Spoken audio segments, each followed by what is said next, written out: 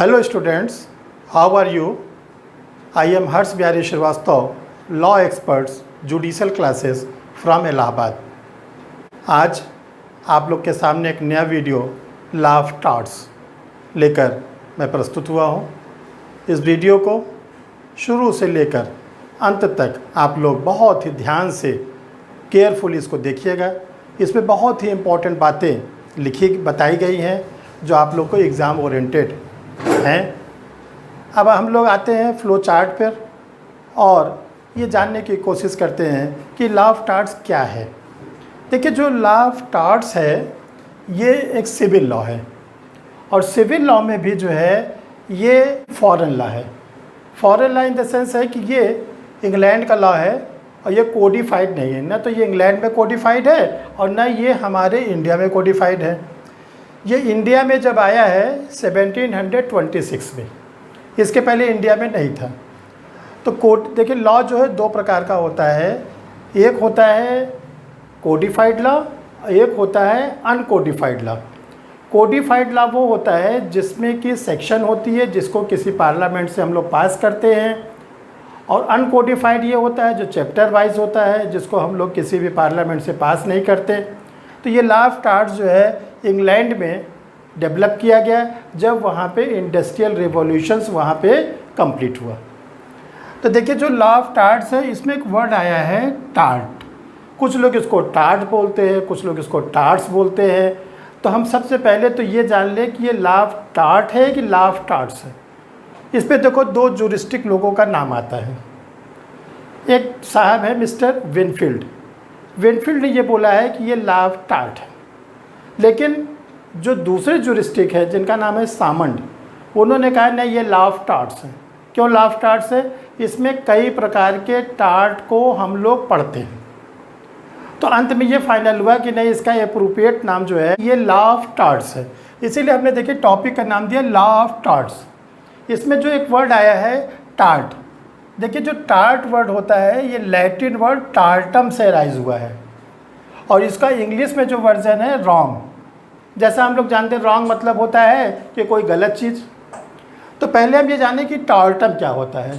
टार्टम का मतलब होता है ट्विस्ट। ट्विस्ट मतलब होता है तोड़ना या मरोड़ना। किस चीज़ को तोड़ना मरोड़ना? लॉ के प्रोविज़न्स को।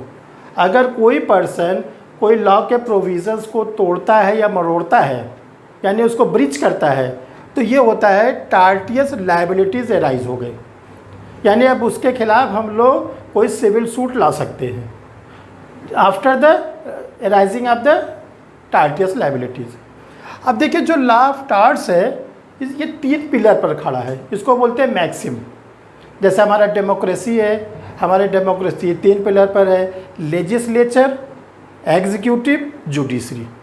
इसी प्रकार ये लॉ ऑफ टॉर्ट्स जो है ये इस तीन मैक्सिम पर खड़ा है। पहला मैक्सिम क्या है? Injuria sine damnum.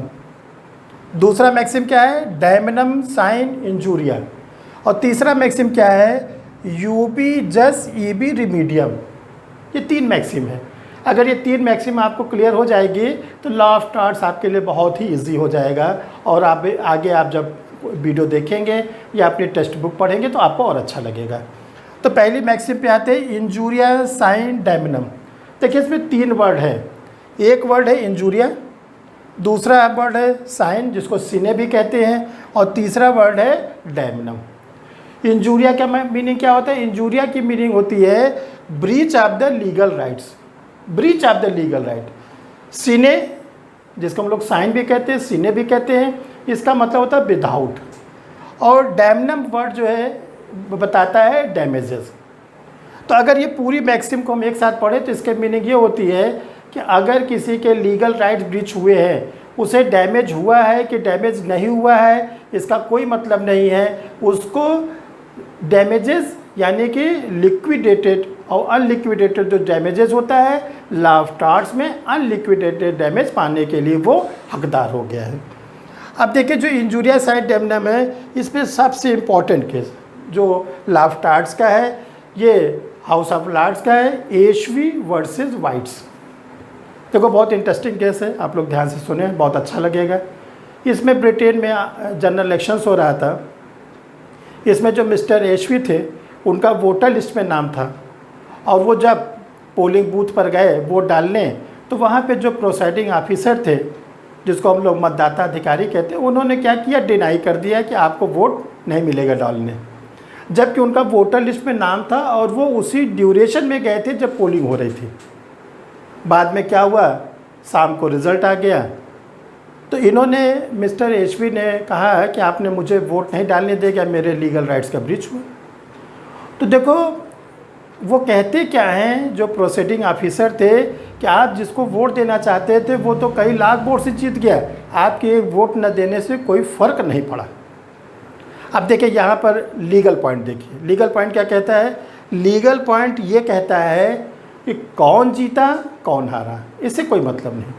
यहाँ पे ये है कि अगर हमारा वोटर लिस्ट में नाम है, हमें वोट देने को लीगल राइट्स है। अब मैटर हाउस ऑफ लॉर्ड्स गया तो हाउस ऑफ लॉर्ड ने ये कहा कि मिस्टर एसपी को यहाँ पर अनलिक्विडेटेड डैमेज को फिक्स किया जाता है और मिस्टर वाइट्स को डैमेज देना पड़ेगा, क्योंकि उनका नाम वोटर लिस्ट में था और आपने वोट उनको डालने नहीं दिया। तो ये देखो जो पहली मैक्सिम है, कंक्लूज़न ये निकलता है कि अगर लीगल राइट ब्रीच हुआ है तो आपको डैमेजेस ज़रूर मिलेगा। अब देखो दूसरी मैक्सिम इसी की रिवर्स है। रिवर्स क्या है, डैम नंबर पहले आ गया, सीने बीच में है और इंजूरिया। ये कहता है कि आपको चाहे जितना डैमेज हो जाए, लेकिन अगर आपके लीगल राइट्स नहीं ब्रीच हुए हैं तो आपको कोई भी डैमेजेस नहीं मिलेगा। जैसे इस पे केस है, ये भी बहुत लीडिंग केस है, ग्लासेस्टर ग्रामर स्कूल का मामला। इसमें यह था कि ये इंग्लैंड का केस है, वहाँ पर एक स्कूल चल रहा था ग्लासेस्टर ग्रामर।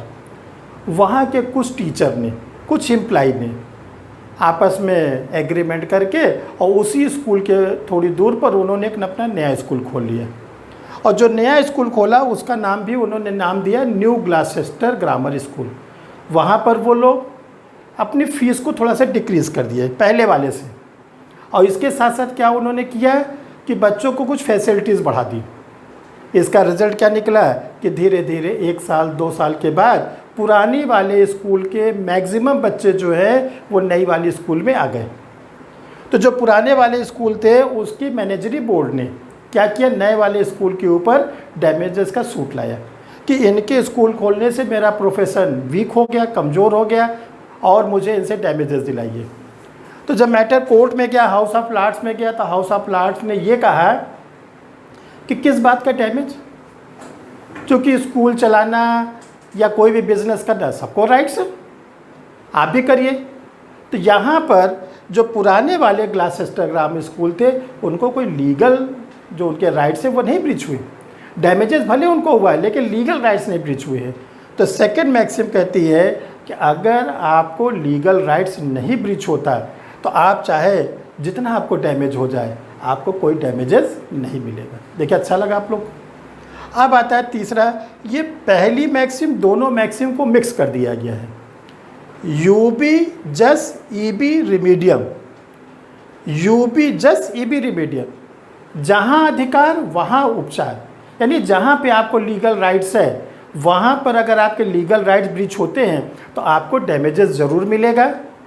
बस ये है कि लीगल राइट्स ब्रीच हो, डैमेजेस का मतलब यहाँ नहीं है, यहाँ पर लीगल राइट ब्रीच हो। तो ये दोनों मैक्सिम को जब हम लोग मिला देते हैं तो यूबी जस ईबी रिमीडियम सामने आता है। देखिए जो लॉ ऑफ टार्ट्स है ये चैप्टर में डिवाइड है। जैसे हम लोग इसमें मैलिशियस प्रोसिक्यूशन पढ़ते हैं, स्ट्रिक्ट लायबिलिटीज़ पढ़ते हैं, जॉइंट लायबिलिटीज़ पढ़ते हैं, एब्सोल्यूट लायबिलिटीज़ पढ़ते हैं, डिफेमेशन पढ़ते हैं। तो इसमें क्या है कि ये कोडिफाइड नहीं है, चैप्टर वाइज है। तो सारे चैप्टर का कंक्लूज़न जो है वो हम इस वीडियो के द्वारा आपको बताना चाहते हैं, यही है कि जहाँ पर अगर लीगल राइट्स किसी के ब्रीच होते हैं तो वहाँ पर उसको डैमेजेस ज़रूर मिलेगा, और डैमेजेस के लिए जिसको लीगल राइट ब्रीच हुआ है उसको एक सिविल सूट लाना पड़ेगा सिविल कोर्ट में, और जो सिविल सूट लाएंगे वो प्लेंटिफ बन के लाएंगे, और जो उसमें डैमेजेस हम मांगेंगे वो अनलिक्विडेटेड डैमेजेस का जिक्र करेंगे। ये जो सिविल कोर्ट होता है उसको ये फाइनल करना है कि आपको डैमेजेस कितना दिया जाए। अब देखिए ये जो वीडियो आपके सामने रखा गया ये एक ब्रीफ स्टोरी दिया गया है कि जैसे जिसको लॉ ऑफ टार्ट्स की शुरुआत करना है सीबीएसई के बच्चों के लिए लीगल स्टडीज़ आ गई है, और जो हायर एजुकेशन के बच्चे हैं जिन्होंने सिविल जज की तैयारी कर रहे हैं उनकी तो सिलेबस में बहुत ज़्यादा है। तो एक बेसिक चीज़ आपको समझ में आ जाए, फिर फर्दर इस पर और भी वीडियो दिए जाएंगे, आप लोग उसको देखिएगा। अब आपसे केवल ये कहना है कि आपने जो ये वीडियो अभी तक देखा आपको कैसा लगा, आप इसको कमेंट ज़रूर करिएगा, ताकि हमको पता चले कि आप लोग को कैसा लगा और आप लोग क्या उसमें और चाहते हैं। और जिन लोगों ने चैनल को नहीं सब्सक्राइब किया है, देखिए बार बार इस चीज़ को इसलिए कहा जाता है कि जब चैनल आप सब्सक्राइब कर लेंगे तो ऑटोमेटिक आपको वीडियो सब मिलते रहेंगे। आप चैनल को सब्सक्राइब कर लीजिए, आइकन जो बटन है उसको आप प्रेस कर लीजिए, तो आपके पास समय समय पर वीडियो जाता रहेगा। ठीक है, थैंक यू।